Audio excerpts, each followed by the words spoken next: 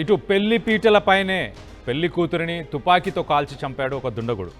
బీహార్లో ఎన్నో రకాల విచిత్రమైన సంఘటనలు చోటు చేసుకుంటాయి, కానీ ఇది మరొక విషాద సంఘటన అని చెప్పుకోవచ్చు. బీహార్లో చోటు చేసుకుంది ఈ సంఘటన. పెళ్లి జరుగుతుండగానే రెప్పపాటులో జరిగిన ఈ ఘటన. ఇటు వధువరులకు హారతి పడుతున్న సమయంలోనే పెళ్లి కూతురిని దగ్గర నుంచి కాల్చాడు ఒక దుండగుడు.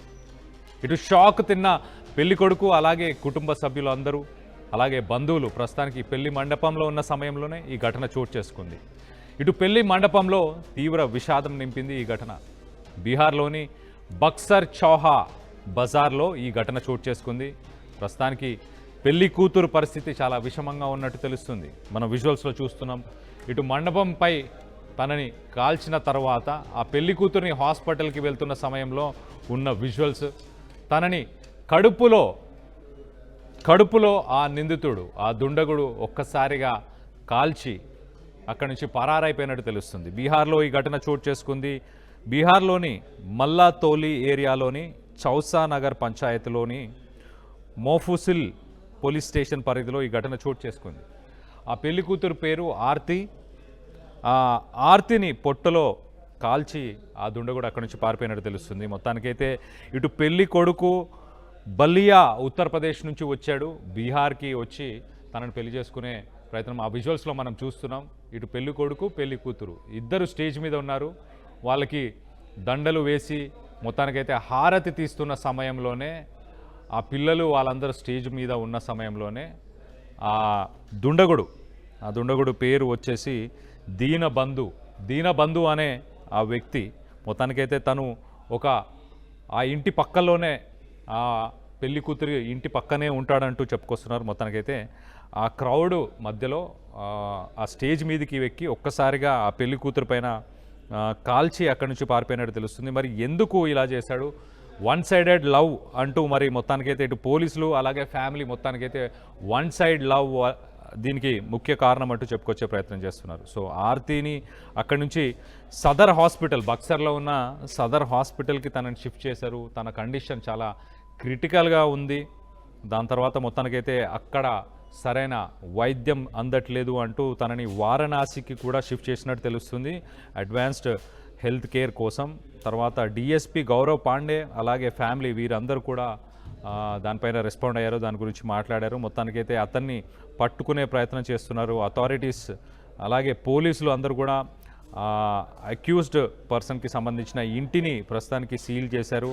అలాగే తనను పట్టుకోవడానికి రేడ్స్ని నిర్వహిస్తున్నట్టు తెలుస్తుంది. బీహార్లో ఈ ఘటన చోటు చేసుకుంది. ఎంతో హ్యాపీగా ఇటు పెళ్లి కొడుకు పెళ్లి కూతురు స్టేజ్ మీద మనకు కనిపిస్తున్నారు.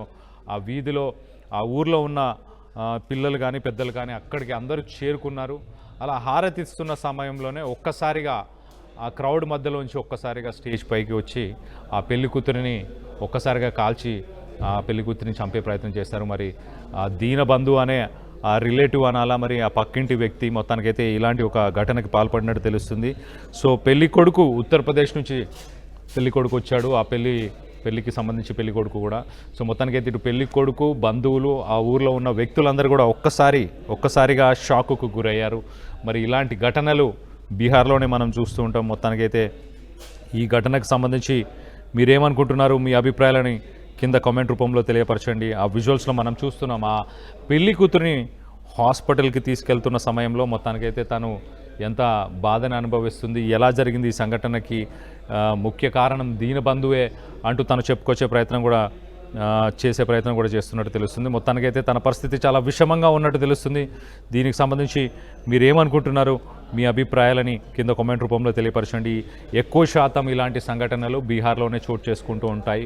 ఇటు ఉత్తరప్రదేశ్, బీహార్ పరిసర ప్రాంతాల్లో నాటు తుపాకులు ఇవన్నీ కూడా దొరకడం, యథేచ్ఛగా కాల్పులు జరపడం, ఇలాంటి సంఘటనలన్నీ జరుగుతూ ఉంటాయి. మరి దీనబంధుకి ఆ అమ్మాయికి వారిద్దరూ ఏమైనా రిలేషన్షిప్లో గతంలో ఏమైనా ఉన్నారా? మరి ఆ దీనబంధు అనే వ్యక్తి ఎవరైతే కాల్చి తనని చంపే ప్రయత్నం చేశాడో ఆ దీనబంధు అనే వ్యక్తికి తనకి ఎలాంటి రిలేషన్షిప్ ఉందా లేదా అన్న దానిపై ఇంకా క్లారిటీ అయితే లేదు.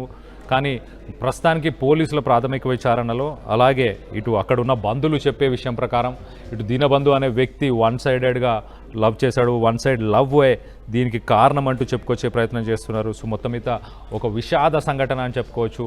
ఇటు ఆ ఊర్లో ఉన్న గ్రామస్తులు వీళ్ళందరూ కూడా ఒక్కసారిగా షాకుకు గురయ్యారు.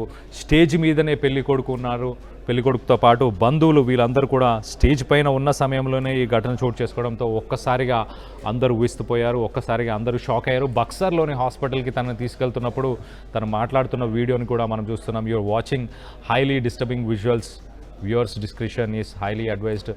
ఈ కథనం మిమ్మల్ని కాస్త కలవరపరచడం అవకాశం ఉంది. మిమ్మల్ని కలవరపరచడం మా ముఖ్య ఉద్దేశం కాదు, తగిన జాగ్రత్తలు తీసుకోవాలని కోరుతున్నాం. Viewers description is highly advised.